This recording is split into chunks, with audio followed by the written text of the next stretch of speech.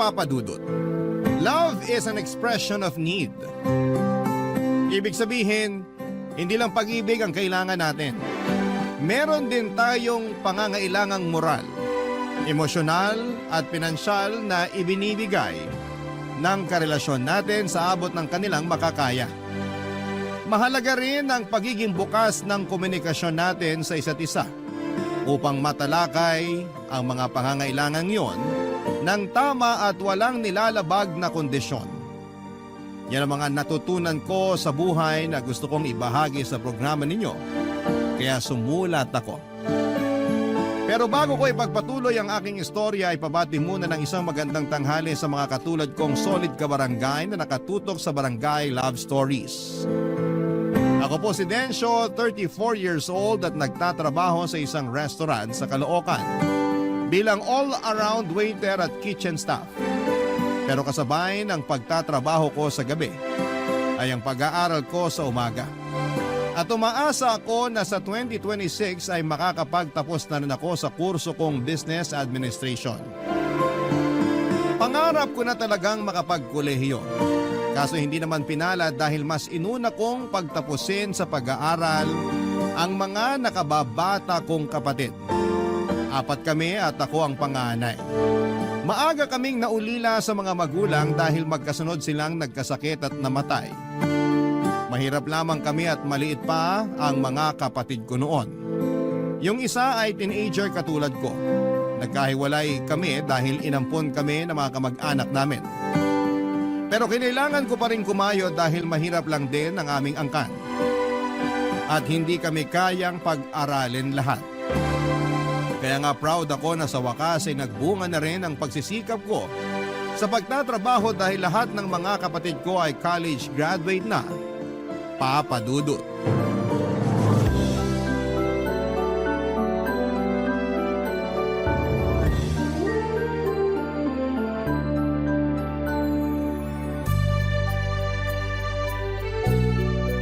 Congratulations, mahal! Ha? Sabi ko, congratulations! Congratulations saan? Kasi graduate na si Bunso. Okay, pero di ba dapat siyang kinokongrats mo, hindi ako? Nandun na tayo pero dapat ka rin i-congrats. Kasi ikaw ang nagpaaral at nagpatapos sa kanya. Katulad ng ginawa mo sa iba niyo pang kapatid. Kung hindi dahil sa pagsisikap mo, hindi sila mabibigyan ng pagkakataon na makapag-aral at makapagtapos. Ganun ba yon? Oo naman. Pero pakiramdam ko, responsibilidad ko naman talaga yon bilang kuya nila. Kaya nga congrats kasi parang ikaw na rin yung graduate. Salamat, mahal. Kapag pinupuri mo ako ng ganyan, nararamdaman ko na kahit paano may narating na rin ako. Ha? Kasi ngayon ang lahat ng mga kapatid ko profesional na. Bigla akong napaisip sa tungkol sa sitwasyon ng buhay ko. Ano ba kasing ibig mong sabihin? Huwag mo sanang mamasamain. Pero masaya naman ako sa achievement ng mga kapatid ko. Naiinggit lang siguro ako kasi lahat sila college graduate na samantalang ako. Eto, hamak na waiter lang at tagahugas ng pinggan at mga pinaglutuan sa restaurant na pinagtatrabahuhan ko. Teka lang, parang hindi ko naman yata gusto na hinahamak mo ang pagiging waiter mo, mahal.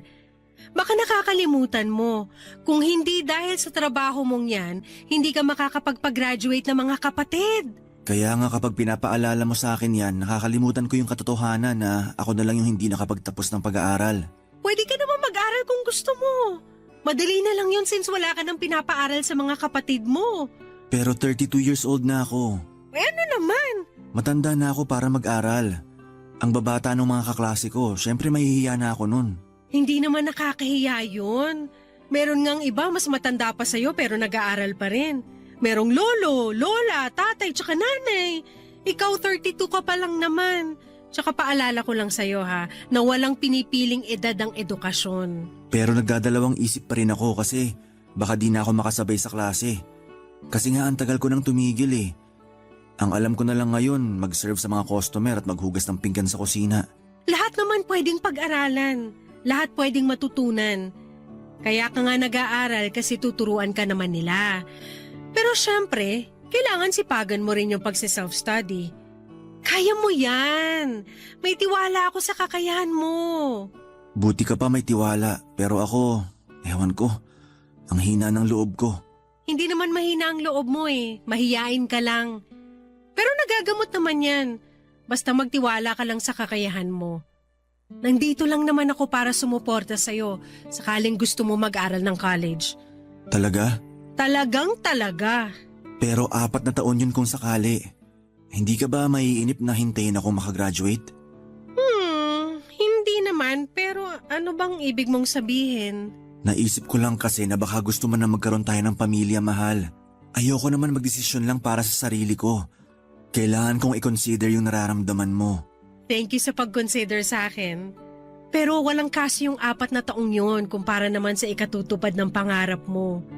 Masaya ako na suportahan ka, na i-cheer ka pag kailangan mo ko. Tungkol naman sa pagpapamilya, bata pa naman ng 30 tsaka 32. Hindi naman ako nagmamadali na magka-baby tayo. Kaya kung ako sa'yo, pag-isipan mong mabuti kung itutuloy mo na yung pag-aaral mo. Huwag kang matakot. Nandito lang naman ako sa tabi mo. Papadudo tulad ng sinabi ko ay proud ako na napagtapos ko ng pag-aaral ang mga kapatid ko. At masaya ako sa mga achievement nila sa buhay. Pero yun din yung pagkakataon na napatanong ako sa sarili ko na paano naman ako. Doon ko naalala na minsan ay nangarap din pala ako makatungtong sa kolehiyo. Pero kinalimutan ko na lamang ang pangarap na yon dahil nagkaedad na ako at nag-focus sa pagtatrabaho. Hindi ko na rin alam kung paano magsisimula.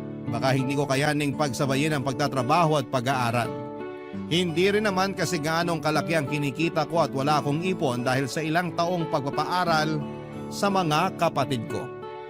Mabuti na lang at nandyan si Annalyn na handang makinig sa akin kapag naguguluhan ako sa buhay o pinagdududahan ko ang sarili ko.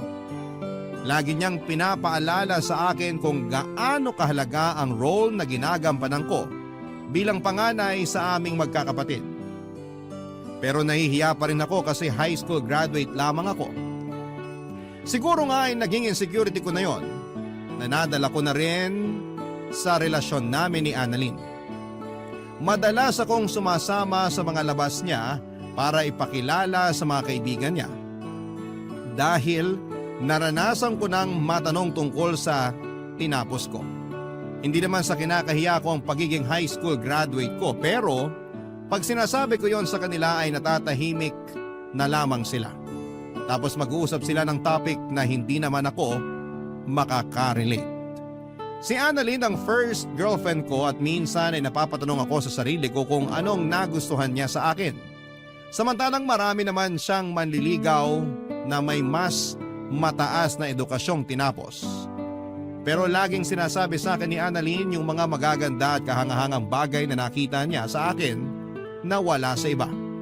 Kaya nga kahit paano'y napapanatag ako.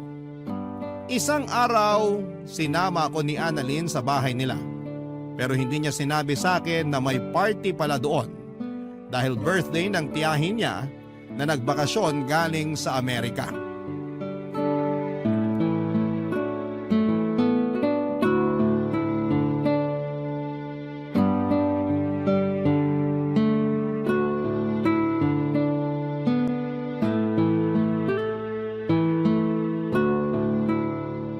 Sorry na mahal. Galit ka ba sa akin? Hindi ako galit sa'yo. Nagulat lang ako kasi di ko akalain may party pala rito sa inyo. Sana sinabi mo man lang para nakabili ako ng formal na damit. Mamaya ano pang sabihin ng parents mo sa akin? Wala silang sasabihin sa'yo. At saka maayos naman yung damit mo, hindi mo kailangan ng formal. Gusto ko lang maging presentable sa harap ng pamilya mo. Lalo na nandito pala yung auntie mo. Mabait naman si Auntie Betty, hindi ka nun i-judge. Tsaka wala kang ang dapat ipag-alala sa itsura mo. Ang gwapo mo kaya dyan sa suot mong polo shirt. Siyempre, regalo mo kaya sa akin to. Yan, kinilig tuloy ako. Pero kabado pa rin ako. Kumalma ka nga. Saan ka ba kinakabahan? Hindi saan, kundi kanino. Kanino? Sa Auntie Betty ko? Oo, Ako bang pinag-uusapan niyo? Auntie Betty! Payakap naman ako! Grabe, ang tagal din ng huli kitang nakita. Hindi ka pa ba nag-aasawa? Hindi pa po, Auntie. Pero may boyfriend ka. Oo naman po. Ay, kasama ko po ang boyfriend ko. Si Densho po. Hello po ma'am. Ma'am. Nako, wag mo na akong tawaging ma'am. Auntie Betty na lang.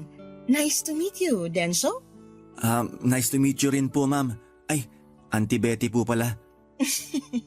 Ano ba naman tong boyfriend mo, Annalyn? Kabado masyado.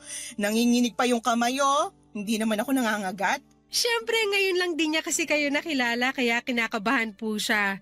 Pero sinabi ko naman po kay Densho na mabait kayo. Ay, marami rin nakapagsabi sa akin yan.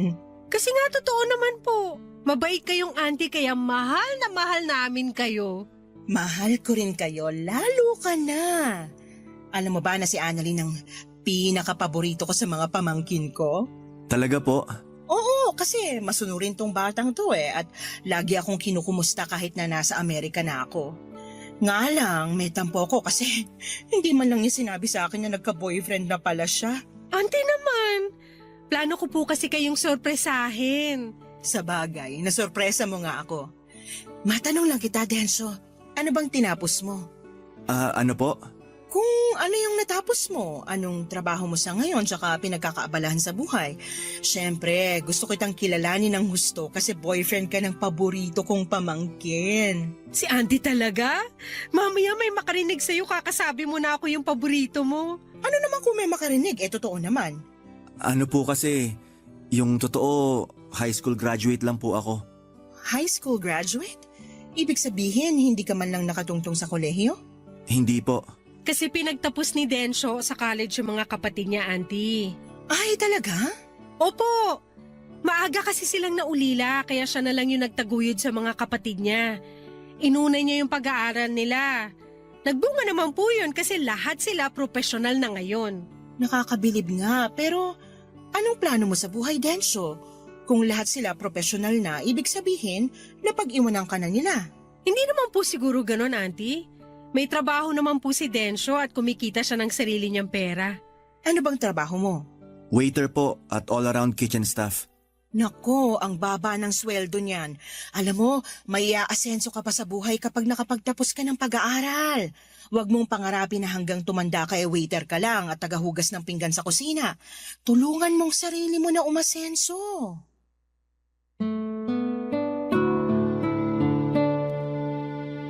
Papadudot mabait si Auntie Betty pero may pagkaprangkang manalita. At ramdam ko yon habang sinasabi niya sa akin na tulungan ko raw ang sarili ko na umasenso. Hindi naman ako na-offend dahil mabuti naman ang hangarin niya. Gusto lamang niya akong mapabuti para sa sarili ko at sa amin ni Annalyn. Hindi rin naman nagtagal yung pagkausap niya sa akin dahil tinawag na siya ng iba nilang kamag-anak. Pero pag may pagkakataon ay bumabalik siya sa pwesto namin ng girlfriend ko para makipagkwentuhan. Aaminin kong namangha ako, papadudot, at humanga talaga ako sa tiyahin ng girlfriend ko pagkakita ko pa lamang sa kanya. Sa edad niya kasing 45 ay napakaganda pa rin ang hubog ng katawan niya. Halatang alagang-alaga rin ang kutis niya at puro masusustansyang pagkain lamang ang kinakain niya. Noong una ay nailang pa akong kausapin si Auntie Betty dahil baka dumugo ang ilong ko sakaling mag-English siya. Pero natawa naman ako kasi matatas siyang magtagalog. Bukod doon ay magaling din siyang magdala ng usapan kaya hindi nagtagal ay naging komportable na ako sa kanya. Masaya naman yung party kahit na ilang beses akong nahiya. Doon ko biglang naisip na kung may tinapos lamang ako, mas confident akong humarap sa mga kamag-anak at kaibigan ni Annalyn. Hindi yung mananahimik lamang ako sa isang sulok at naghihintay na sana ay mag-uwian na at matapos na ang party ng gabing yon. Papadudot. Barangay Love Stories. Barangay Love Stories.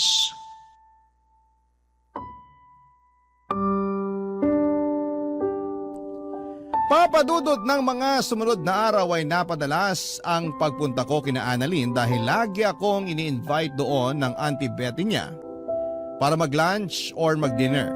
Na-appreciate ko naman kasi ramdam ko na kasama ako sa pamilya nila. Isang buwan lang din kasi itong magbabakasyon sa Pilipinas kaya siguro isinusulit na nito ang bawat sandali. Pag nandun ako sa bahay nila ay lagi nagluluto si Auntie Betty ng specialty niya na putahe. At talaga namang masarap magluto si Auntie Betty. Sa katunayan ay nakakadalawa o 3 plato pa ako sa mga luto niya. Bagay na kinatutuwaan niya sa akin. Maraming magagandang kwento sa akin si Annalyn tungkol sa tiyahin niya. Wala itong anak pero nagkaasawa naman. Maaga nga lang itong nabiyuda matapos mamatay sa sakit ng asawa nitong Pinoy. Mahal na mahal daw ni Auntie Betty yung namayapan niyang asawa at yon ang dahilan kung bakit nagpakalayo-layo ito. Hindi kasi makausad si Auntie Betty dito sa Pilipinas. Dahil lagi nitong naaalala ang mister niya kaya nag-decide itong mag-abroad. Sa ilang taon niya sa Amerika ay nakaipon siya ng pera para makapagpatayo ng business doon. Mabait talaga si Auntie Betty, siya ang paboritong tiyahin ng karamihan sa mga pamangkin niya, Papa Dudut.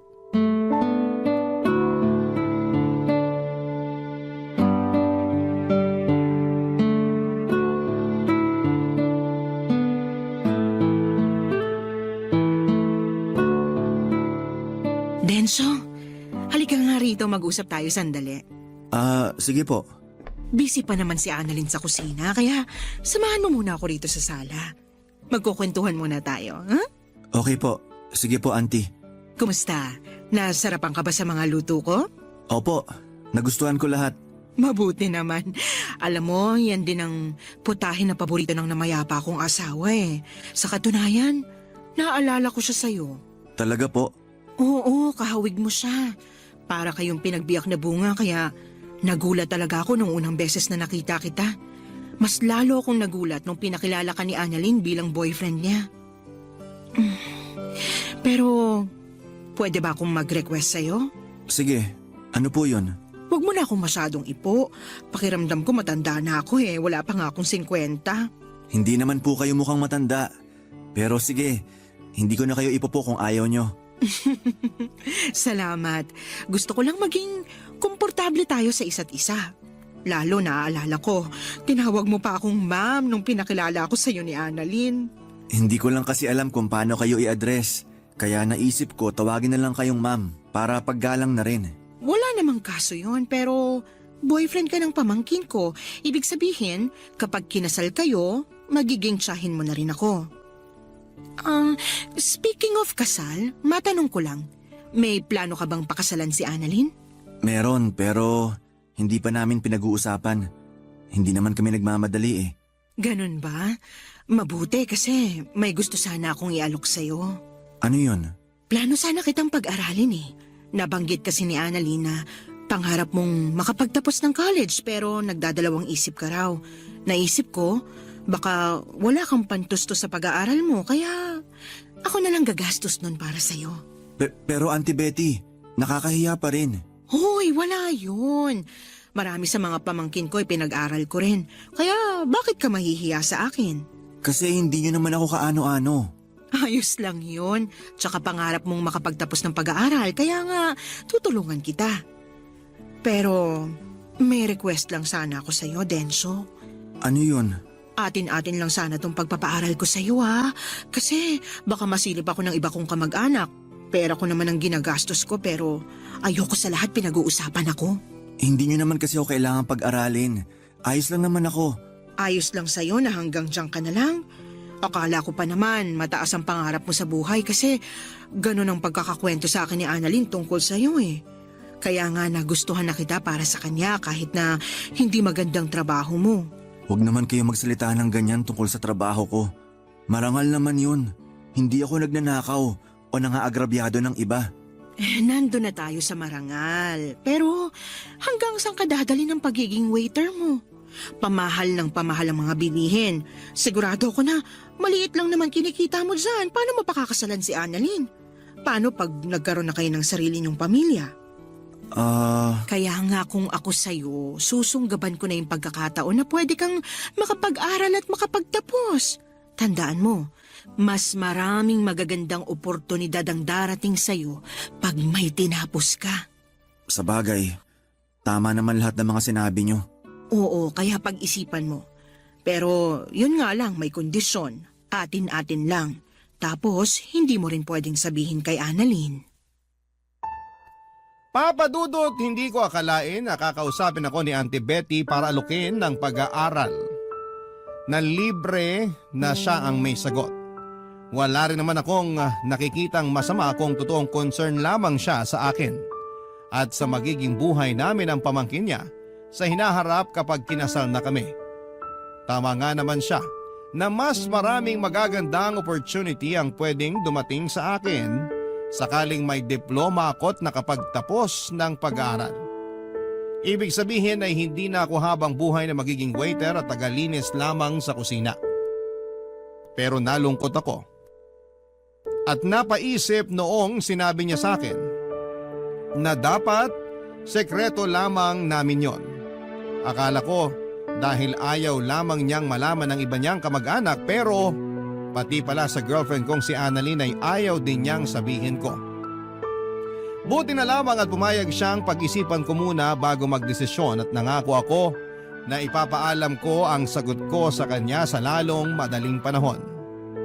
Ang lapad ng ngiti ni Auntie Betty at kitang-kita ko ang pag-asa sa mga mata niya. Napapayag ako sa gusto niyang mangyari. Pero nagdaan ang 1 linggo. Hindi pa rin ako nakakapagdesisyon at napansin na yon ni Annalyn, Papa Dudut.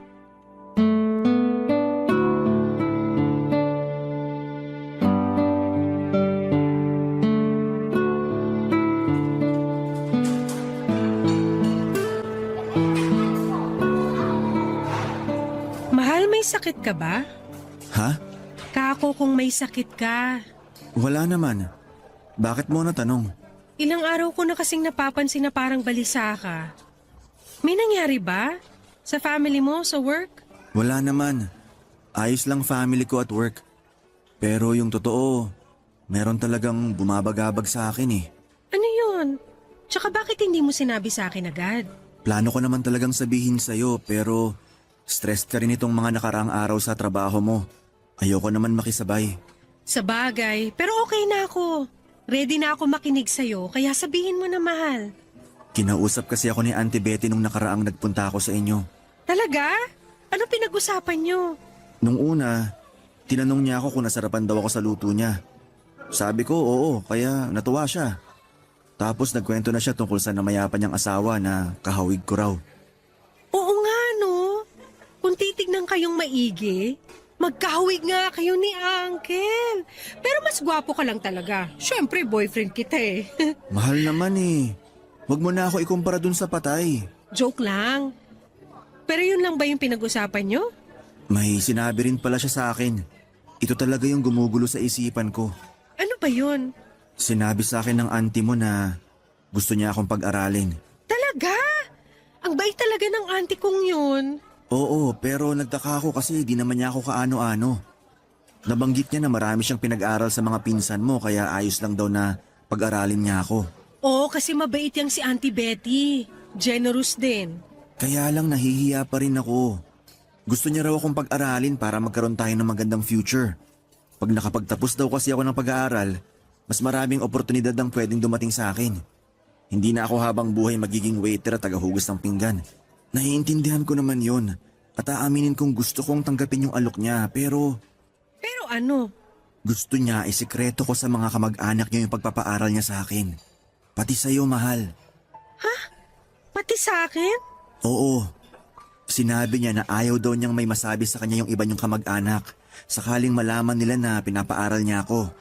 Pero bakit pati sa'yo, di ba? Hindi mo ba siya natanong kung bakit? Hindi na. Kasi may tumawag sa cellphone niya at naging busy na siya dun.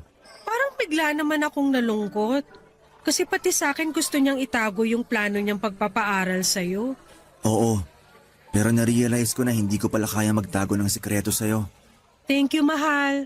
Kasi sinabi mo sa akin. Na-appreciate ko yun. Oo naman. Tsaka mahal kita. Ayoko magkaroon tayo ng misunderstanding dahil lang dito. Mahal din naman kita, kaya nga salamat ulit sa pagsasabi mo. Pero ano nang desisyon mo? Sa totoo lang, wala pa akong desisyon eh. Sinabi ko lang sa auntie mo, bigyan ako ng panahon para makapag-isip. Sana wag ka mag-isip ng kung ano ha. Narealize ko kasi tama rin naman siya. Pag may tinapos ako at nagkaroon ako ng magandang trabaho, mabibigyan kita ng kasal na pinapangarap mo. At makakapag-ipon tayo para sa pamilyang bubuuin natin. Hindi ko naman kailangan ng magarbong kasal, mahal. Kahit sa West lang ayos na sa akin basta ikaw ang pakakasalan ko. Gusto ko pa rin maging memorable sa'yo yung kasal natin. Sa estado ko kasi ngayon, aminado ako na hindi ko pa yun maibibigay sa'yo. Pwede naman pero kailangan ko pang mag-ipon ng ilang taon. Sinabi ko naman sa'yo na hindi naman ako nagmamadali na magkaroon tayo ng pamilya. Kasi katatapos mo pa lang sa responsibilidad mo sa mga kapatid mo. Kumbaga, nagsisimula ka pa lang makaluwag-luwag kaya willing to wait naman ako. Kaya nga pinupush kita mag-aral na ngayon. Ay, maganda sana ang offer ni Auntie kaso bakit kailangan kayo lang dalawa yung makakaalam? Papa Dudut, kinalungkot ko nang makita kong nalungkot si Annalyn matapos niyang malaman ang tungkol sa plano ng tiyahin niya na sikreto yung pagpapaaral nito sa akin kung sakali. Kasi kung may mabuting intensyon ng tita niya, kung gusto talaga nitong makatulong sa akin ay bakit kailangan pa nitong itago ang mabuting gawain nito. Doon ako kinutuban na baka may ibang binabalak si Auntie Betty. Pero ayoko namang tumalon sa konklusyon at mag-isip ng masama tungkol sa kanya. Hanggang isang araw ay nakatanggap ako ng chat sa messenger mula kay Auntie Betty. Nagulat pa nga ako noon kasi hindi ko naman akalain na magpapadala siya sa akin ng mensahe. Ang laman noon ay ang pagtatanong niya sa akin kung payag na raw ba akong pag-aralin niya. Naglatag din siya ng kondisyon at inulit na naman sa akin na dapat ay sekreto lang naming dalawa ang plano niyang pagpapaaral sa akin. Nang mga panahong yon ay nakapagdesisyon na ako. At alam ko na kung ano ang isasagot ko sa kanya. Lalo pat, desperado na ako. Papa Dudut. Barangay Love Stories. Barangay Love Stories.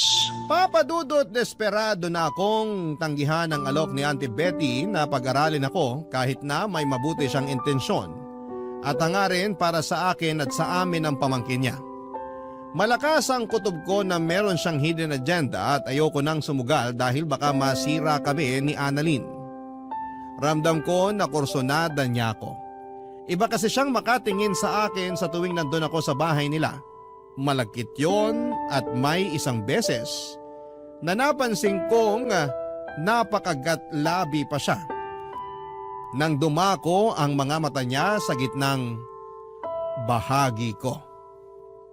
Kaya nga nang sinabi ko kay Auntie Betty sa chat na tinatanggihan ko ang alok niya ay nagalit siya sa akin, pero kumalma rin naman siya. Sinabi ulit niya na baka natatakot lamang ako kaya nagdadalawang isip ako. Pag-isipan ko raw ulit at sabihin sa kanya ang sagot pag nagkita na kami ng personal. Sakto na in-invite na naman niya ako na mag-lunch sa bahay nila, Annalyn. Ayaw ko sana pumunta kasi ayaw ko siyang makita pero naisip ko na gamitin na lamang ang pagkakataon para sabihin sa kanya ng harap-harapan na hindi ko matatanggap ang alok niyang pagpapaaral sa akin. Kaya lang, may nangyaring hindi ko lubos na inaasahan.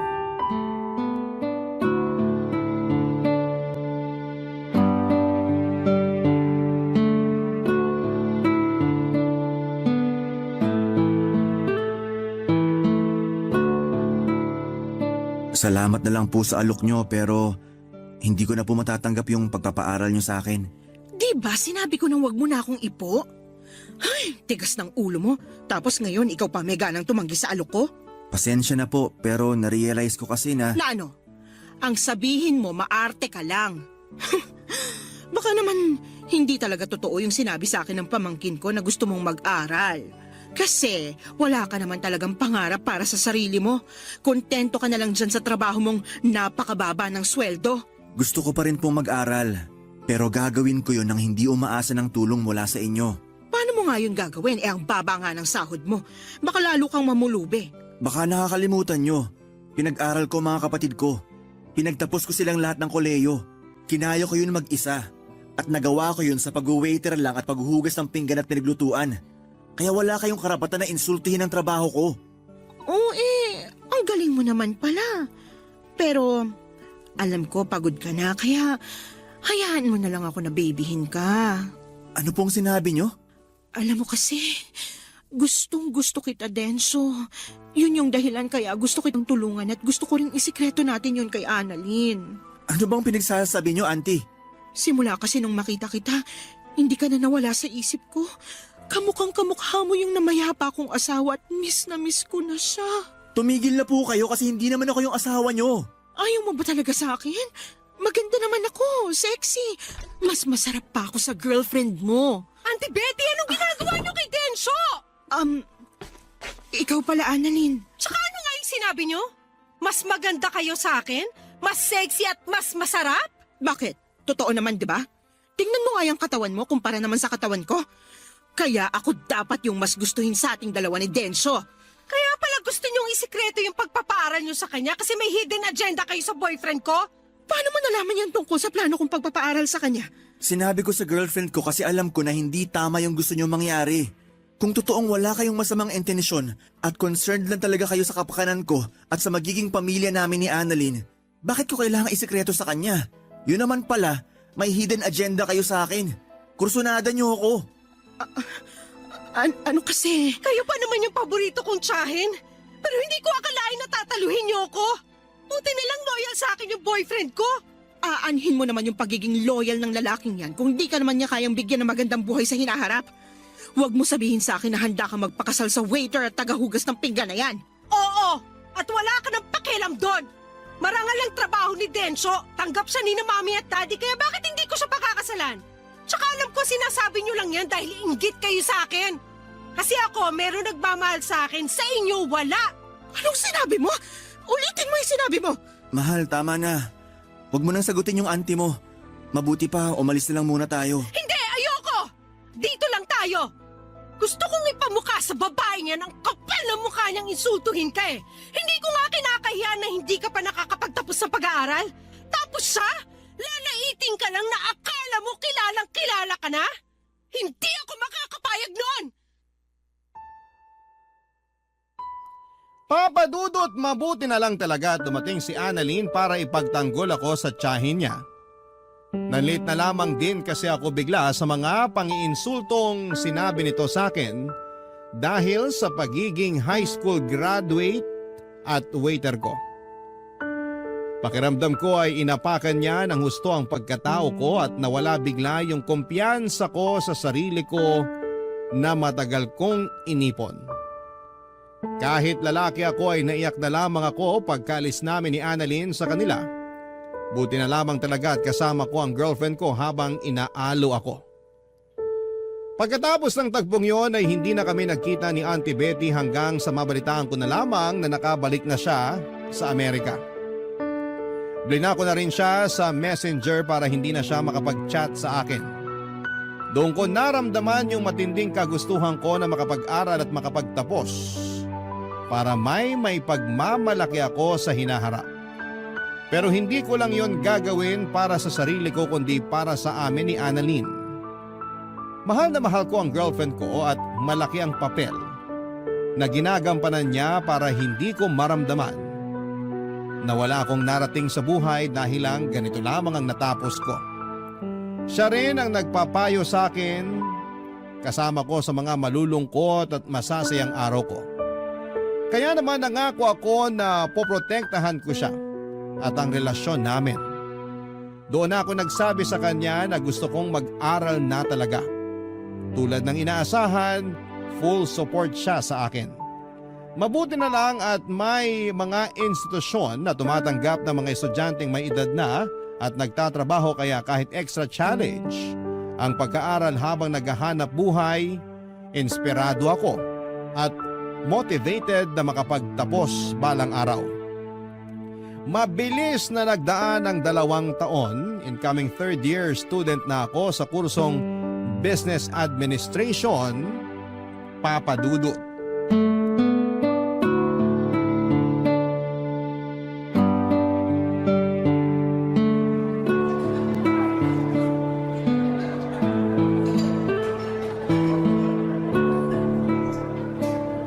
Congratulations, mahal!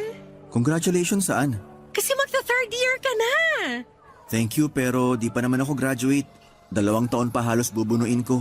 Pero darating ka rin dun. Makakagraduate ka rin. Basta wag ka lang sumuko. Gusto lang namang kitang i-congrats ngayon para alam mo kung gaano ako ka-proud sa'yo. Simula pa lang nung nag-decide ka mag-aral, sobrang tiyaga at sipag mo. Kasi kinakaya mong isabay ang pag-aaral mo sa pagtatrabaho. Hindi madali yung ginagawa mo at talaga namang nakakabilib yun, mahal. Hindi ko naman magagawa yung lahat kung wala ang tulong at suporta mo. Ikaw talaga yung inspirasyon ko. Kaya nga masaya ako para sa atin. Buti na lang talaga hindi ka pumayag no na pag-aralin ni Auntie Betty. Tapos may kapalit naman pala kaya ganun siya kabait sa'yo. Kahit na desperado na ako, nararamdaman ko na rin na may mali. Kaya nga hanggat maaari, gusto ko na lang umiwas sa kanya. Pero ayoko namang mabastos siya kaya pumupunta pa rin ako sa inyo sa tuwing ini-invite niya ako. Pero bakit kasi hindi mo sinabi sa akin agad? Ayoko lang masira ang relasyon niyo magtiyahin. Ayokong masira yung reputasyon niya sa'yo. Tsaka wala pa naman siyang ginagawa sa akin nun. Kumbaga, naghihinala pa lang ako na kursunada niya ako. Pero di ko pa talaga napapatunayan. Hanggang sa manggaling na nga yun sa mismong bibig niya.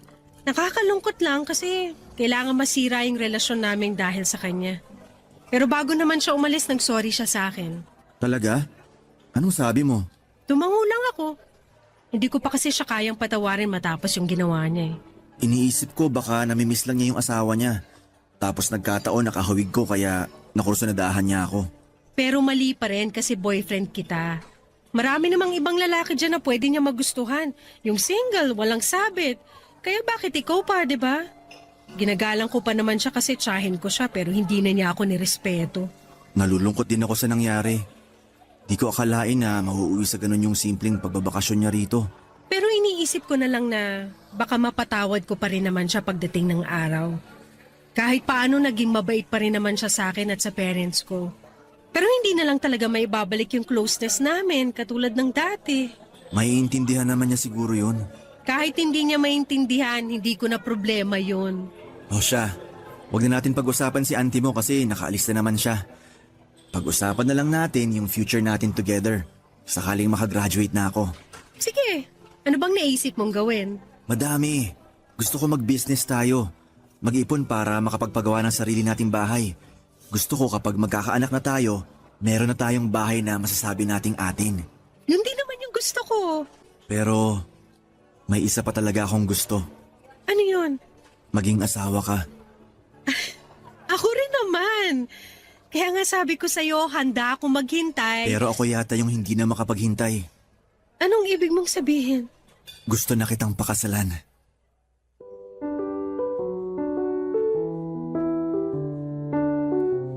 Papadudot, nag-propose ako kay Annalyn ng araw na yon sa paborito naming fast food chain na kinakainan. Simple lang yung proposal, pero masasabi kong memorable. Gustong gusto ko na talagang iharap sa altar ang babaeng mahal ko. At hindi na ako makapaghihintay pa na makagraduate bago ko gawin ang bagay na yon. Sa susunod na taon pa talaga ang plano naming pag-iisang dibdib, pareho na kaming kabado at nananabik ni Annalyn. Sa kasalukuyan ay nagsisikap ako sa pag-aaral habang nagpupursige rin sa pagtatrabaho. Gusto ko kasing makaipon ng pera para mabigyan ko ng pangarap niyang kasal ang girlfriend ko. Minsan lang naman yon sa buhay namin kaya gusto kong gawing espesyal. Alam ko na bagaman mahirap ay matutupad ko ang mga pangarap ko na ito. Isa na nga doon ay ang makapagtapos ako ng kolehiyo. Masaya ako dahil suportado ko ni Annalyn at ng mga kapatid ko. Hanggang dito na lamang po ang sulat ko at naway nakapulot kayo ng aral at inspirasyon sa kwentong ibinahagi ko. God bless po and more power sa Barangay Love Stories. Number 1 po kayo sa puso namin. Ang inyong kapuso at kabarangay forever, Densyo. Dear Papa Dudut, ako nga pala si Gesmond, 40 years old, isang tagabantay ng isang PCR na malapit sa isang sikat na tourist spot. 15 years na ako sa trabaho na ito. Tatay ko ang unang nagbantay sa PCR na binabantayan ko sa ngayon. Tatay ko ang unang nagbantay doon nung kagagawa pa lamang. Tawag nga sa kanya ng mga taga roon ay manager. Siya rin ang nagrekomenda sa may-ari na ako na lamang ang kuning kapalit niya. Napaaga kasi ang pag-retire ni tatay sa trabaho dahil tinamaan siya ng stroke. Kinailangan niyang magpahinga. Maayos naman na naging pasahod dito, siguro'y dahil parang halos magkaibigan sina tatay at ang may-ari noon. Kaya nahiya na bigyan ako ng mababang sahod. Kaya hindi na rin ako lumipat pa ng trabaho dahil kontento naman ako sa pagtrato sa akin doon. At ang sahod syempre. Saka dagdag din na mahina ang loob ko sa pagpapalit ng trabaho. Pakiramdam ko dahil hindi ako nakapagtapos ng pag-aaral ay mare-reject ako. Masaya naman kasi sa trabaho ko lalo't na kaklose ko na ang kapalitan ko sa trabaho na si Mercedes. Mas matanda siya ng 10 taon sa akin. Nalungkot nga ako ng bahagya nang sinabi niyang malapit na siyang mag-resign. Lumaki na raw ang mga bayarin niya lalo't nabuntis ng maaga ang panganay niyang dalaga. Sinubukan ko pa nga siyang pigilan, takot talaga ako sa pagbabago. Pero sinabi niya na kailangan niyang maging praktikal. Kaya naman sinulit na namin ang mga nalalabing panahon na magkasama kaming dalawa. Masasabi kong bukod sa katrabaho ko si Mercedes ay siya rin ang nagsilbing best friend ko. Hirap din kasi ako makipagkaibigan. Mahihain ako at hindi ko man lang magawang tignan ang isang tao sa mga mata niya dahil baka may mapo na siyang hindi maganda sa aking itsura. Pero pagdating kay Mercedes, confident ako lagi sa sarili ko dahil komportable ako sa kanya, Papa Dudut.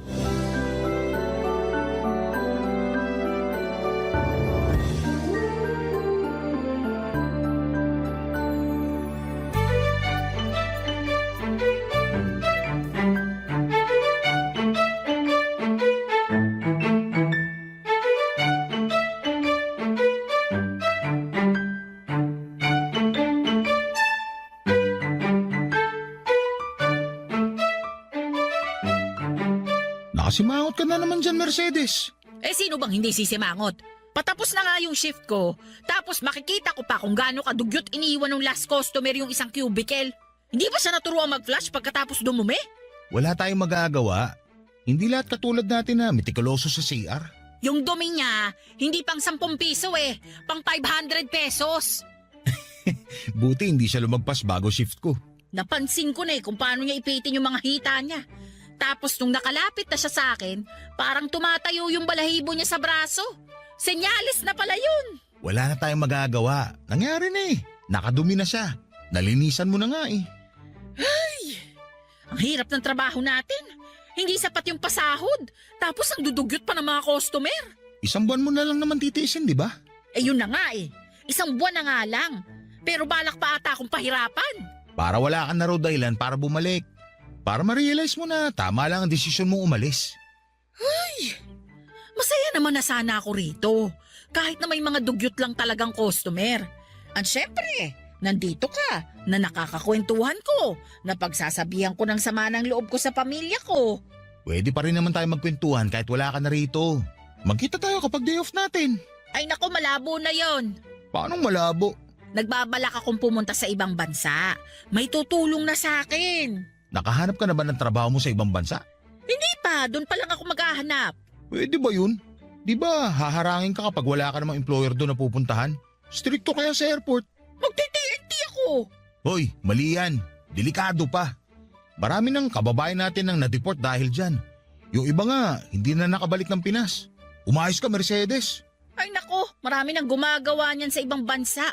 Kunwari turista lang pero maghahanap na agad ng trabaho ron. Saka tutulungan naman ako ng pinsan ko. Nakakatakot siyang gagawin mo. Ikaw pang natakot ako nga itong makikipagsapalaran dun. Paano kung matalo ka sa pakikipagsapalaran mo? Alam mo yung pagiging nega mo, bawas-bawasan mo nga. Kaibigan kita, kaya sasabihin ko sa'yo na hindi maganda yung pag-uugali na yan. Hindi ka aasenso kung ganyan lagi ang mindset mo. Sapat naman na kinikita ko ngayon. Hindi ko na kailangan maghangat pa ng pag-asenso. Masaya na ako sa kung anong meron ako. Darating din ang araw na hindi ka na makukontento sa kinikita mo rito. Lalo kung magtutuloy-tuloy ang pagtaas ng bilihin. Ikaw na rin mismo ang tataka sa malaking banyo na to. Hindi rin. Masaya ako rito. Maayos si boss sa akin. Wala naman ako mga anak na kailangan kong problemahin. Eh paano naman ang tatay mong na-stroke? Hindi naman siya naghahangad ng sobra sa akin. Naibibigay naman ng bunso namin lahat ng pangangailangan niya. Pangmerienda nga lang ni tatay yung inaabot ko, sapat na yun eh. Hindi sa hinihiling ko to ha. Pero paano kung isang araw bigla ka nalang mangailangan ng malaking pera? Saan ka kukuha? Eto, sinasabi ko sa'yo. Kahit isang buwan mong kupita na mga bayad na mga nagbabanyo rito, hindi pa rin magiging sapat yon, sigurado. Sasagutin ko pa sana si Mercedes sa kanyang huling mga sinabi. Pero may dumating ng customer at kailangan na naming magpalit ng shift. Nagpaalam na rin si Mercedes at sinabing kailangan pa niyang samahan ang anak niya para magpa-check up sa OBGYN. Hinayaan ko naman na siyang umalis, Papa Dudut, habang nakaupo at naghihintay ng mga gagamitin ng banyo. Napaisip ako sa mga sinabi ni Mercedes sa akin. Paano kung isang araw ay hindi na lamang ako makontento sa kinikita ko? Paano kung isang araw bagsakan ako ng malaking pangangailangan ng Diyos at mapinitan akong maghanap ng ibang pagkakakitaan para lamang matapos ang pangangailangang yon? Paano kung humingi ng sobra si tatay sa akin bukod sa inaabot kong pangmeryenda niya? Paano kung mapagod na ang bunso namin na magsustento sa pangangailangan ni tatay? Yan ang mga tanong na naglaro sa isipan ko habang nakatulala at nag-aabang na mag-aabot ng barya para makigamit ng banyo. Ilang oras na umikot ang maraming katanungan sa isipan ko, Papa Dudut. Nagkataon pa na walang masyadong gumagamit ng banyo dahil Lunes. Wala rin kailangang linisan sa mga cubicle. Nakaupo lamang ako sa entrance at pinaglalaruan ng mga binayad na barya sa akin. Pinagmamasdan ko lahat ng mga piso, 5 piso hanggang sa 20 pesos na barya.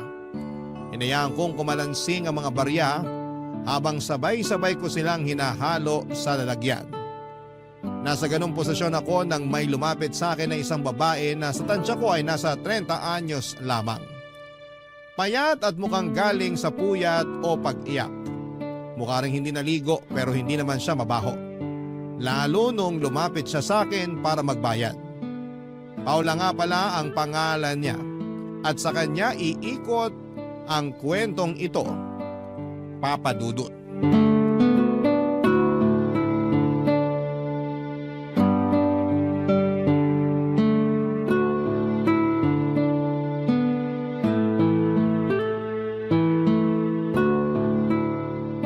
Ihi, dumi o ligo. Magkano pag-iihi? Hindi mo ba nakita yung karatula rito sa mesa? Hala, nasaan yung karatula rito? Nakita mo ba? Kararating ko lang. Magkano pag dumi? 10 piso. Andito lang yung kanina bago umalis yung katrabaho ko eh. Baka kinuha niya. Magkano pagligo? 20 para sa isang medium size na timba. Pwedeng dagdagan yung tubig pero may dagdag na 10 piso. Shampoo naman 15 isa. Ang mahal ng shampoo niyo rito? Wala nang mura ngayon. Wala ka na bang ibang i-offer bukod sa ihi, dumi at ligo? Bakit? Gusto mo bang offeran kita ng buy one take one burger? Nagtatanong ako ng maayos. Pasensya na. Naiirita lang ako kasi nawawala yung karatula rito.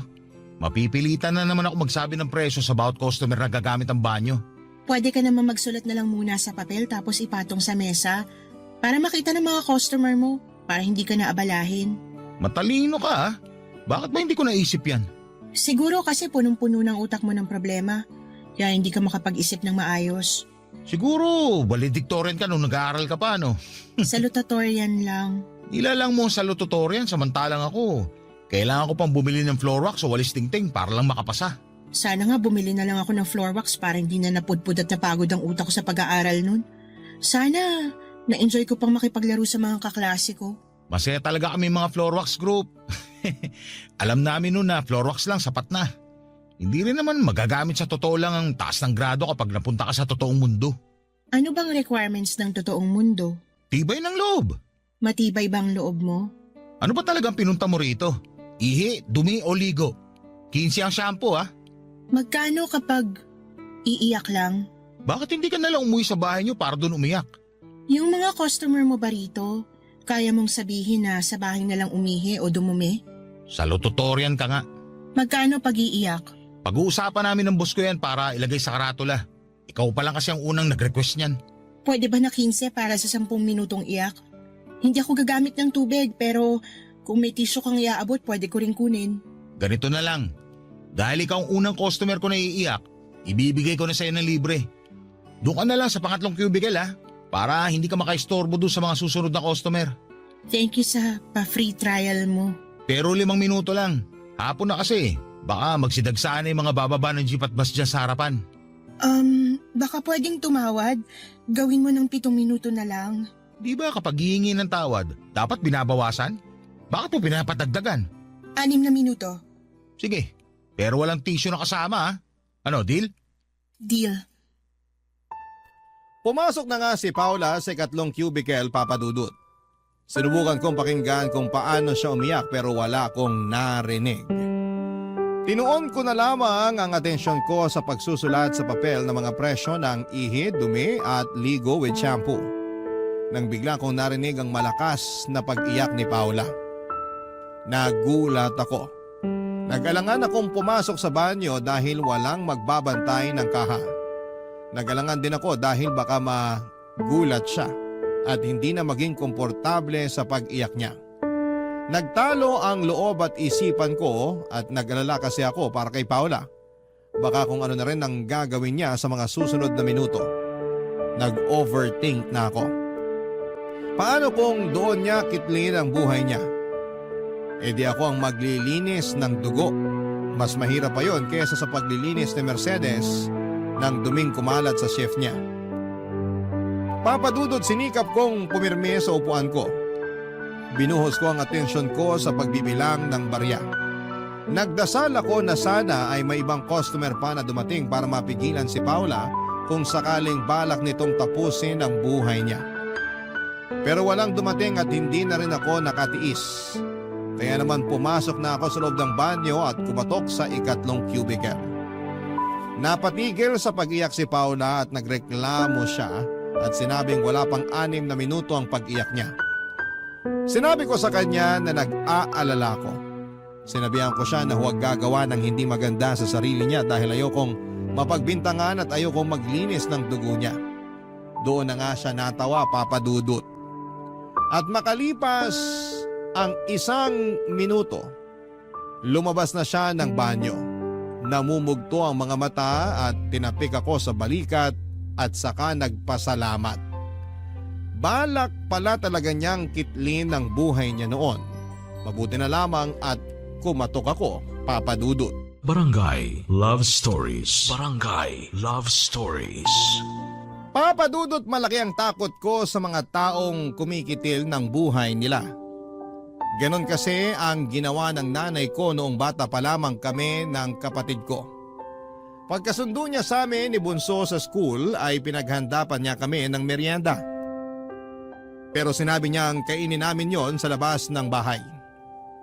Hindi naman kami nagtaka ni Bunso at wala rin noon si tatay dahil nasa trabaho siya. Wala kaming napansing kakaiba kay nanay noon o baka masyado lamang akong inosente kaya hindi ko napansin na may pinagdadaanan na pala si nanay. Pagkatapos niyang iabot sa amin ang mga merienda naming orange juice at tinapay na may palamang mantikilya, hinatid niya kami sa labas ng bahay at pinaupo sa gilid malayo sa bahay. Niyakap niya kaming pareho.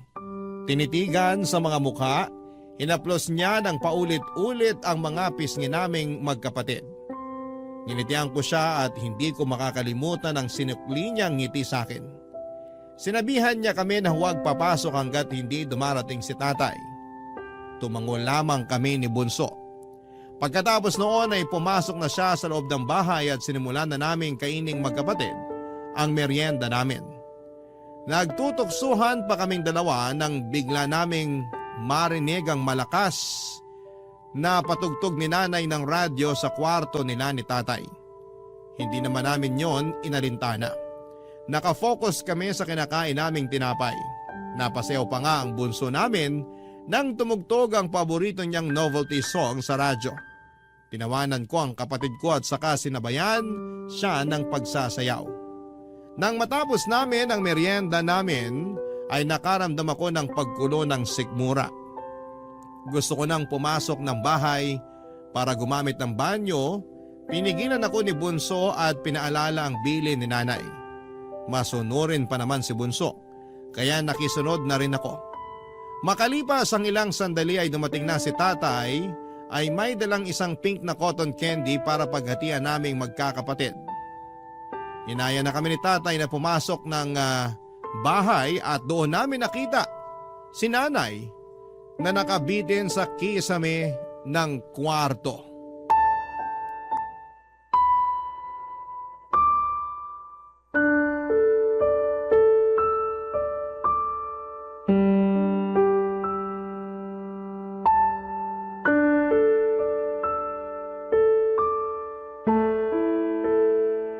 Magkano na presyo ng pag-iyak sa banyo?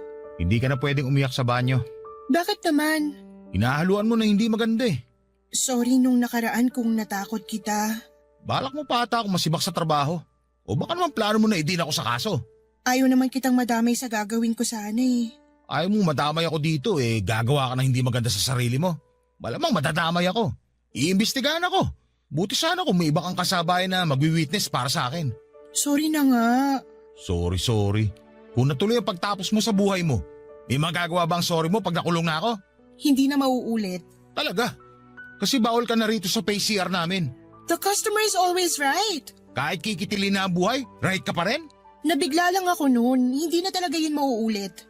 Sana ganyan din ang sinabi ng nanay ko noon, na nabigla lang siya. Ha? Sana nabigla lang siya noon. At sana tama ang timing namin bago namin siya nakitang nakabiti sa kisame. Sana lang talaga. Tinapos ng nanay mong buhay niya? Bata pa lang kami noon. May hawak pa akong cotton candy na pinag-aagawan namin magkapatid. Tapos pagpasok namin ng bahay, nakita na lang namin siya nakabiti sa kisame. Sorry. Mula noon hindi na ako kumain pa ng cotton candy. Lalo na yung pink. Di makita o makaamoy noon, ayoko. Kaya pag may tumatambay na nagbebenta ng cotton candy dyan sa tapat, tinataboy ko talaga. Napabarangay na nga ako minsan dahil doon. Sinabi mo bang totoong dahilan? Bakit ko sasabihin? Di kinaawaan nila ako. Ayaw mo bang kaawaan ka? Mas gusto kong maintindihan ako. Wala bang nakakaintindi sa'yo? Si nanay. Pero wala na siya. Salamat sa pagpapaalala ha. Sorry, nagkamali na naman dila ko. Huwag kang makasarili. Huwag mong kitilin ang buhay mo. Buti sana kung ikaw lang makakaranas ng epekto ng pagkawala mo. Paano ang pamilya mo pag nalaman nila? O kaya boyfriend mo? Hindi mo alam kung gaano kahirap mag-move on kapag namatayan ka ng mahal sa buhay. Ilang beses ko bang kailangang mag-sorry? Huwag ka sa akin mag-sorry. Mag-sorry ka sa sarili mo. Lumalaban ang katawan mo para mabuhay ka. Tapos dahil nagpadala ka sa pagkabigla, gusto mo tapusin ka agad ang pinaghirapang protektahan ng katawan mo? Madali lang kasi sa'yong sabihin yan.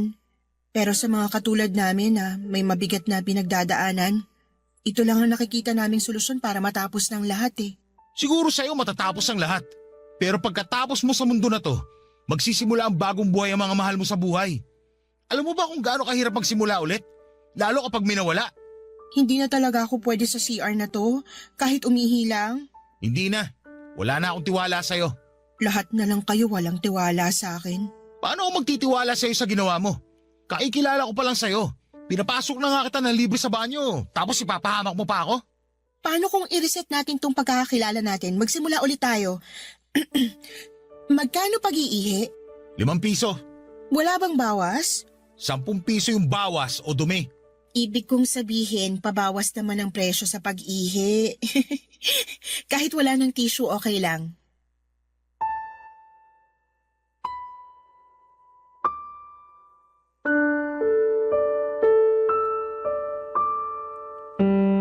Nginitian ako ni Paula, isang ngiti na parang humihingi ng tawad. Isang ngiti na biglang nagpaalala sa akin kay nanay. Hindi ko alam ang mararamdaman ko noon, Papa Dudut. Masaya ba dahil matamis ang ngiti niya o malungkot dahil pinaalala niya si nanay? Hindi ko naman sinabi kay Paula ang naging laman ng isipan ko at pinapasok ko na siya sa banyo nang maiabot na nito ang 5 piso. Inabotan ko siya ng tissue at sinabing libre ko na yon. Muli niya akong initian at saka pumasok sa cubicle na napili niya. Binantayan ko siya noon at sinigurado na hindi na siya ulit gagawa ng nakaraang plinano niya. Nakampante lamang ako nang marinig ko na siyang mag-flush. Pagkalabas niya ng banyo ay nakahingi siya ng alkohol para sa kamay niya. Akala ko iaalis na siya pero naghanap siya ng pwedeng maupuan para tumabi sa akin. Hinayaan ko naman siya, Papa Dudut. Hindi ko lang siya masyadong inimik dahil nahihiya akong makipagkwentuhan sa kanya. Parang mas lumakas ang pagkabagsak ng confidence ko sa sarili dahil nakadikit ko na si Paula. Maganda po si Paula, hindi marahil kasing ganda ng mga artista o turista na nakikita ko sa paligid pero may sarili siyang ganda. Ganda na nagpapaalala sa akin kay nanay. Simple lang at punong-puno ng ngiti ang labi. Hindi mo aakalain na nababalot pala ang ngiting yon ng problema na nagawa nilang solohin. Mabuti na lamang at napigilan ko si Paula na kitlin ang buhay niya. Kahit papano ay parang gumaan ang loob ko dahil buong buhay ko wala akong ibang sinisi kundi ang sarili ko dahil sa pagkamatay ng nanay ko. Kahit wala namang nagpaparamdam noon sa akin, pero pinipilit kong ramdamin yon. Pakiramdam ko ay deserve ko ang paninisi dahil wala akong nagawa para pigilan si nanay na sumabit sa kisame, Papa Dudut.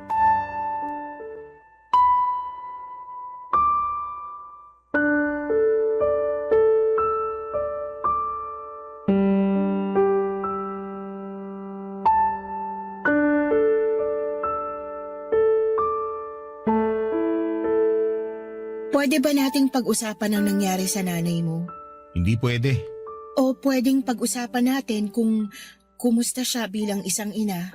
Bakit ba interesado akong malaman ng tungkol kay nanay? Mukha kasing naapektuhan ka niya nung Nung naging maramot siya at iniwan kaming pamilya niya? hindi naman siguro pagiging maramot ang ginawa niya. Ano palang tawag doon? Mapagbigay. Mapagbigay ng problema. Hindi na lang siguro nakayanan ng nanay mong pinagdadaanan niya. Bakit kasi hindi siya nagsabi? 3 kami kasama niya sa bahay. Lagi sila nag-uusap ni tatay. Lagi niya kami sinusundo magkapatid sa eskwela. Bakit hindi siya nagsabi? Kasi may mga taong mahina. Kaya pati pagsasabi sa iba ng pinagdadaanan nila, di nila magawa. Pakiramdam nila nakakastorbo lang sila o baka husgahan lang sila.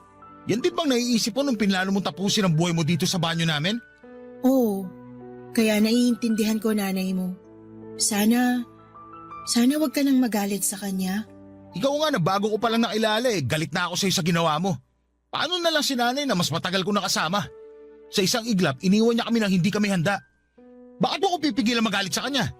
Tulad nga ng madalas sabihin ng mga tao, kahit ano man ang mangyari, nanay mo pa rin siya. Kahit na, ang sakit ang ginawa niya. Ngayon ba may hinala na kayo kung bakit niya ginawa yon? Alam ni tatay pero hindi niya sinabi sa amin ni Bunso.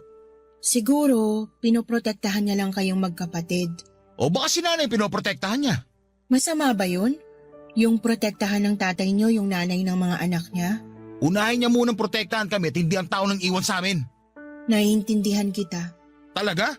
Parang hindi naman. Kanina mo pa ako kinukontra sa galit ko sa nanay ko. Ayaw lang kitang malunod sa galit. Mahirap yun, maniwala ka. Nalunod ka na ba sa galit? Nalulunod pa rin. Umahon ka na. Wala rin kwenta kung magagalit ka pa, di ba? Ayaw ko pang umahon. Baka may sumaklolo pa sa akin eh. Bakit hindi na lang ikaw sumaklolo sa sarili mo? Ayoko sa sarili ko. Bakit ko sasaklolohan? Hindi ko alam kung nagbibiro ka o totoo na. Kung alin sa dalawang pinakamagaan para sa'yo na tanggapin, yun na lang. Ako naman na magtatanong. Sige, magtanong ka lang. Bakit mo inisip tapusin ang buhay mo? Bakit bigla kang interesado sa buhay ko? Gusto ko lang malaman. Baka sakaling parehas lang kayo ng dahilan ni nanay. Kung parehas kami ng dahilan, mauunawaan at mapapatawad mo ba siya? Subukan natin. Susubukan ko.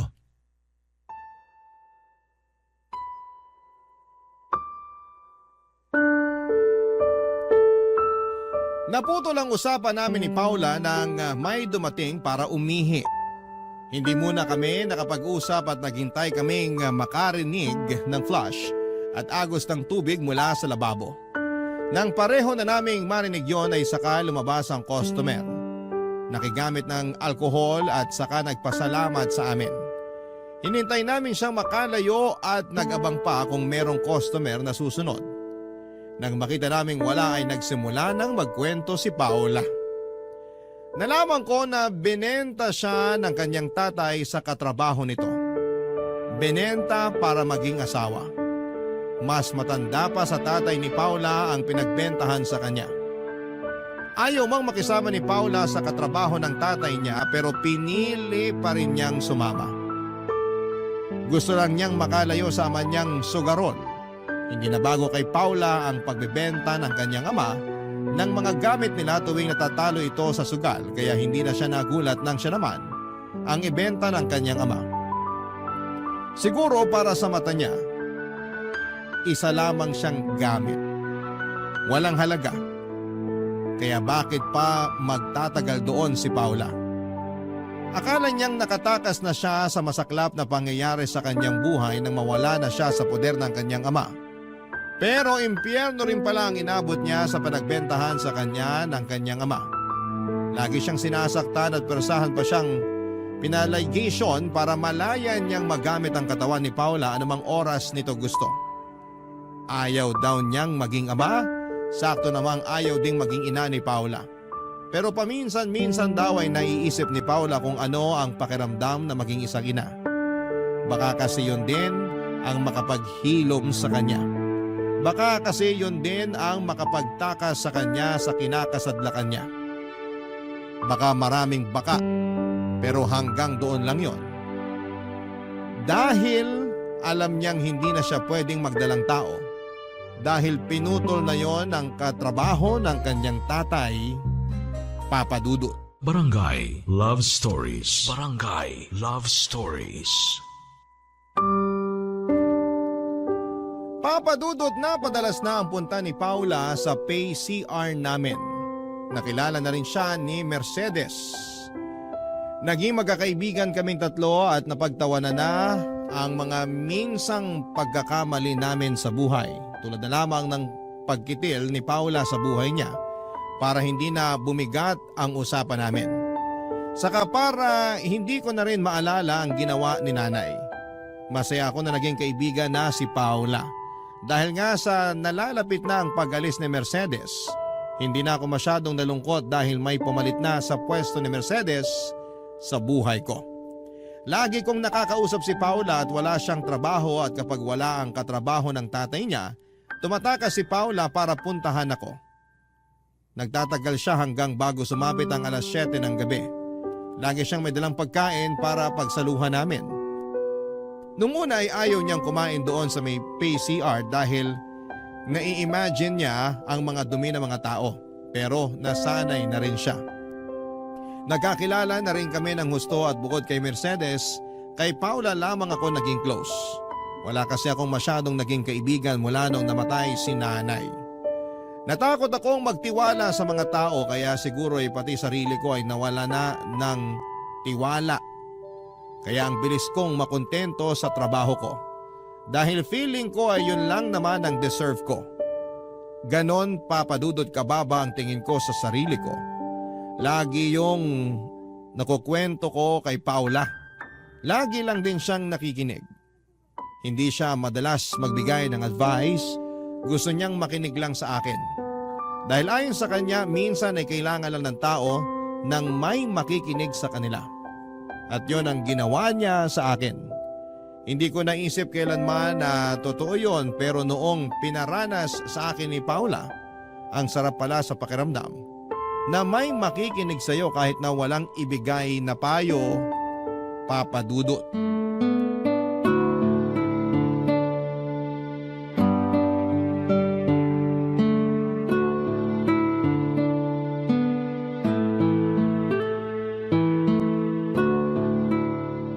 Sigurado ka bang gusto mong kumain ng giniling na baboy at corned beef? Bakit naman hindi? Matapos mong linisan yung dumi nung huling customer mo dito sa PCR nyo? Sanay na ako. Minsan nga kapag umuulan, dyan ako sa loob ng CR kumakain. Kadiri. Sanay na nga kasi. Kahit ano pang marinig kong tunog o maamoy galing sa mga customer, wala na akong pake. Kahit ako ganyan sa katrabaho ng tatay ko. Sanay na. May tatanong ako, Ano yun? bakit katrabaho ng tatay mo lagi ang sinasabi mo? Kasi yun naman siya sa buhay ko. Pero di ba parang asawa ka na niya? Parang lang. Pero para sa akin, katrabaho pa rin siya ng tatay ko. Bakit? Para mas madaling tanggapin ang kahayupan niya. Sobra naman sa kahayupan? Bakit para sa'yo ba? Hindi pa sobra yung mga kinuwento ko na pinagagagawa niya? Hindi mo na siya kahit kailan tatawaging asawa? Kahit umabot pa sa kabilang buhay. Ganun katindi ang galit mo sa kanya ha? Galit at pandidiri. Ayaw mo bang tumakas? Ito lang ang kaya kong pagtakas eh. Anong ibig mo sabihin? Itong pagpunta-punta ko sa'yo tuwing wala yung katrabaho ng tatay ko. Ito lang ang takas na kaya ko. Baka makayanan mo pa magpakalayo-layo.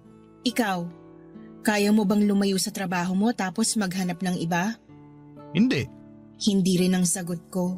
Pero hindi naman ako pinapahirapan ng trabaho ko. Pinapahirapan kang mangarap ng trabaho mo. Mas masakit yun.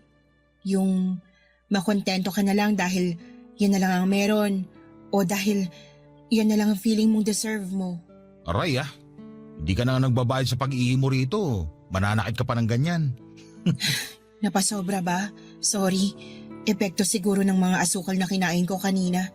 Ang hyper tuloy ng dila ko. Pero bilang kaibigan mo, kung kaya mo nang tumakas, so suportahan kita. Ipagdadasal ko na makasakay ka na sa bus at makatakas ka na. Mukhang malabo. Tanggap ko naman ang ganito ang buhay ko. Alam mo, naisip ko lang ha. Nakakainis pala na tanggapin mo na lang lahat na nangyayari sa'yo kahit gusto mo lumaban, no? Akala ko ba tanggap mo na lahat ng nangyayari sa buhay mo? Kontento ka na kamo sa trabaho at buhay mo ngayon? Ewan ko ba? Mula nung nakilala kita, parang natuto na ako mag-isip ng tama para sa akin. Flattered naman ako. Seryoso nga. Bago ka dumating, okay na ako rito sa PCR. Kahit hanggang mabulok na ang mga buto ko. Tapos ngayon, Ngayon, parang gusto ko na ng pagbabago. Napatitig sa akin si Paula. Sinabayan ko ang pagtitig na yon at hindi ko alam pero parang nakita ko sa mga mata niya ang sarili ko. Parang naintindihan ko bigla ang pangangailangan ng sarili ko. Hindi agad natapos ang pagtitig namin sa isa't isa at sinubukan kong ngumiti para mabawasan ang tensyon ng pagkakatitig namin. Pero mahina ako hanggang sa bigla na lamang hinawakan ni Paula ang hita ko. Nilapit ang mukha niya sa mukha ko. Hindi ako nakagalaw, Papa Dudut. Hinayaan ko siya sa ginagawa niya. Naramdaman ko ang hininga niya sa pisngi ko. Napansin ko sa mga mata niya na parang gusto niyang may mangyari sa amin. Napaisip ako. Nakita rin kaya niya na gusto kong may mangyari sa amin. Agad ko namang nakuha ang sagot sa tanong ko at nahuli ko na lamang si Paula na idinikit ang labi sa akin. Sumabay ako. Doon na kami nagsimulang maghalikang dalawa, Papa Dudut. Hindi namin alintana ang paligid, mabuti na lamang at walang taong masyado dahil Lunes at kalagitnaan pa ng araw. Kaya malaya naming nagawa ang gusto namin.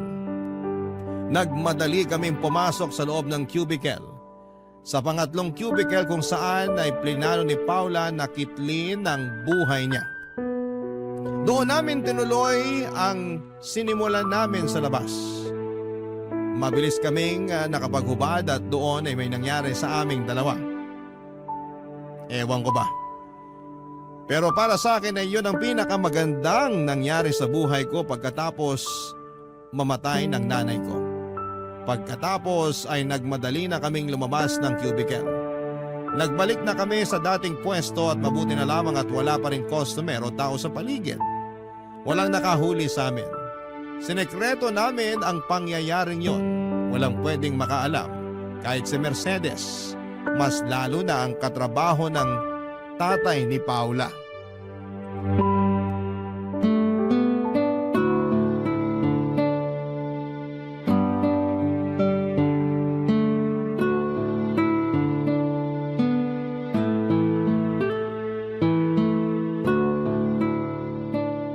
Nakatulala ka na naman. Ini-imagine mo na naman ang katawan ko, no? Na nakahubad? Hindi ko na kailangan mag-imagine. Nakaukit na sa isipan ko kung ano itsura ng katawan mo. Maganda ba? Walang kasing ganda. Bolero? Pero alam mo ba kung anong lagi ko nai-imagine? Ano? Yung buhay na kasama ka. Ganon? Bakit naman yan ang naiisip mo? Ayaw mong bumalik sa pag-imagine sa katawan ko? Makinis to. Pero biro, ikaw ba, hindi mo naiisip ang buhay mo kasama ako? Ano bang naiisip mo na magiging buhay natin? Ilalabas ko na ang ipon ko. Lalayo tayo rito sa Maynila. Para hindi ka na mahanap ng katrabaho ng tatay mo. Sasakay tayo ng bus patungo sa pinakamalayang probinsya sa Luzon. Marami akong baong pagkain para hindi ko malaman sikmura mo kapag mahaba ang biyahe. Tapos, Maghahanap tayo ng matitirhan. Maghahanap din ako ng trabaho. ako rin ba? Maghahanap din ba ako ng trabaho? Kung saan ka komportable. Ayos lang sa akin kahit ano. Basta ako, magtatrabaho ko para mabili ko lahat ng gusto mo. Anong klaseng trabaho ang gusto mo? Yung malayo na sa trabaho ko ngayon. Mangangarap ako ng mataas na sahod. Para siguradong mabubuhay kita. Ayoko naman na magsisi ka na sumama ka sa akin. Hindi kita kayang bigyan ng anak. Wala namang problema. Pwede tayo mag-ampun ng aso at gawin nating anak. Uso naman yun ngayon. Pero kung gusto mo ng pusa o goldfish, ayos lang din. Ikaw masusunod. Kahit anong pwede nating maging anak, mamahalin ko. Ang dami mo na palang plano. Nakakatawa nga eh. Bakit nakakatawa? Kasi dati wala naman ako ibang plano sa buhay. Basta gumising lang araw-araw tapos pumasok sa trabaho. Magbigay ng merienda sa tatay ko. Kumustahin ang bunso namin at saka matulog. Yun lang lagi. Ako bang dahilan ng mga bagong plano mo? Ikaw ang inspirasyon ng pagbabago ko. Masaya ka ba? Kung alam mo lang kung gaano ako kasaya. Pwede ba tayo ibang bansa? Parang mas magandang magiging buhay natin pag nang ibang bansa tayo. Alam mo, yan ang nakalista sa plan B ko. Ang dami mo na pala talagang plano. Sige nga, ano naman ang plan B mo? Yun nga, mangibang bansa. Kung pwede sana sa bansa kung saan si Mercedes para may kasama na tayo. Kung ayaw mo dun, pwede man kahit saang bansa basta kung saan ka magiging masaya. Gusto ko sana sa Canada o kahit saang bansa na may snow. Pag-iipunan ko yan. Huwag ka mag-alala. Makakaranas ka ng snow. Jasmond, Ano yun? salamat sa mga plano mo ha. Ikaw lang yung taong naging sigurado sa akin. Salamat. At sana maging sigurado ka na rin sa sarili at sa mga gusto mo. Pag umabot ka na doon, pangako, buo ang suporta ko. May pa-free trial ka pa rin ba ng iyak sa pangatlong cubicle? Naiiyak na naman ako eh. Para sa'yo, libre na yan palagi. May libre pang tissue. Maraming kinuhang tissue si Paula. Pagkatapos noon ay pumasok siya sa cubicle. Natagalan siya pero hindi naman ako nangamba. Alam ko namang hindi na niya uulitin ang unang ginawa niya doon. Ganon na nabuo ang tiwala ko sa kanya. Maya-maya pa ay narinig ko na ang pag-flash niya ng CR. Pagkalabas niya at sinutil ko pa siya at sinabing kailangan niyang magbayad dahil nag-flash siya ng kubeta.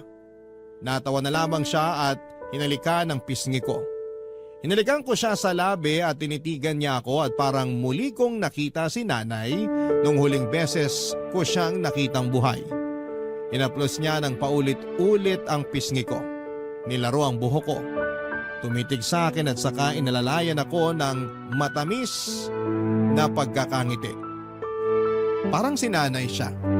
Hindi ko pinahalata kay Paula na nakaramdam ako ng lungkot. Nagbukas ako ng topic para mawala sa isipan ko ang imahe ng nanay ko. Nagtagal pa ng 1 oras si Paula kasama ko bago siya nagpaalam para umuwi na. Bago siya umalis, inabot niya sa akin ang tissue na ibinigay ko sa kanya noong pumasok siya sa banyo. Nakatupi yon. Sinabi niya sa akin na basahin ko yon pag nakauwi na ako ng bahay. Pinag-promise niya ako at sinunod ko. Nagmadali akong umuwi ng bahay after ng shift ko para lamang mabasa ko ang sinulat ni Paula sa tissue. At nang mabasa ko na yon, humiling ako sa langit ng rewind.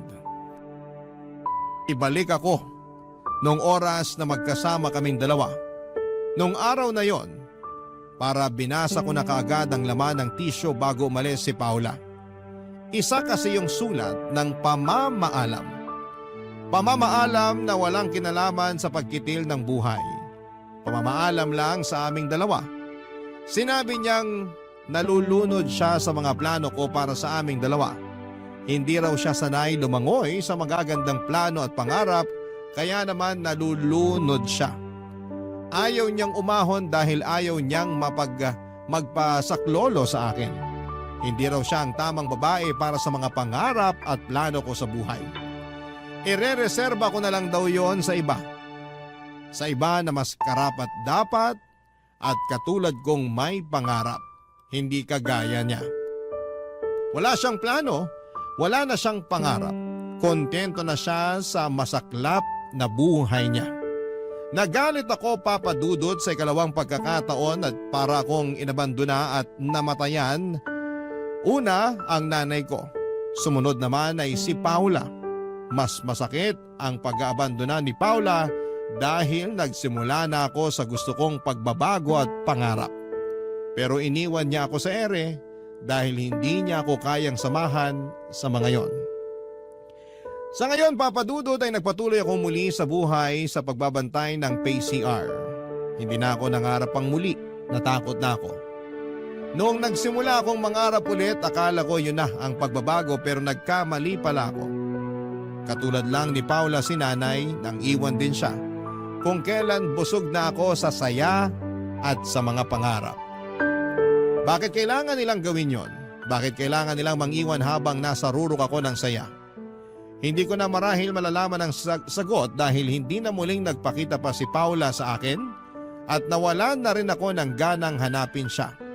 Nawala na ako ng gana para sa sarili ko. Nawala na ako ng gana sa kahit na ano. Maraming salamat po sa pagbasa ng aking liham. Mabigat ang liham na pinadala ko at hiling ko'y sana'y maunawaan ninyo ako. Muli maraming salamat po sa inyo sa mga kabarangay natin. Ang inyong kapuso at kabarangay forever, Desmond.